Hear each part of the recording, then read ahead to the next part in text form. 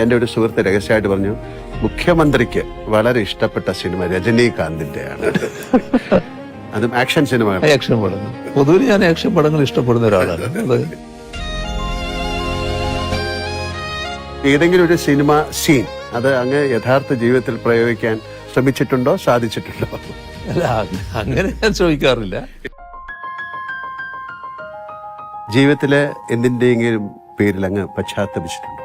പശ്ചാത്തപിക്കേണ്ടി വന്നിട്ടുള്ളൊരു ഘട്ടം പറഞ്ഞാല്, നമ്മുടെ അടിച്ച് തോല് പൊളിക്കുക എന്ന് പറയുന്നില്ലേ, എൻ്റെ ഈ ശരീരത്തിന്റെ തൊലി പൊളിഞ്ഞു പോയിരുന്നു. സാർ, ഞാൻ അഭിനയിച്ച ഏതെങ്കിലും സിനിമയിലെ ഒരു ഡയലോഗ് സാറിന് ഓർമ്മയുണ്ടോ എന്നോട് പറയാൻ?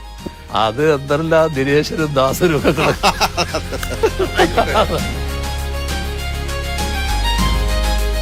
എന്റെ കേരളം, അങ്ങയുടെ കേരളം, നമ്മുടെ കേരളം.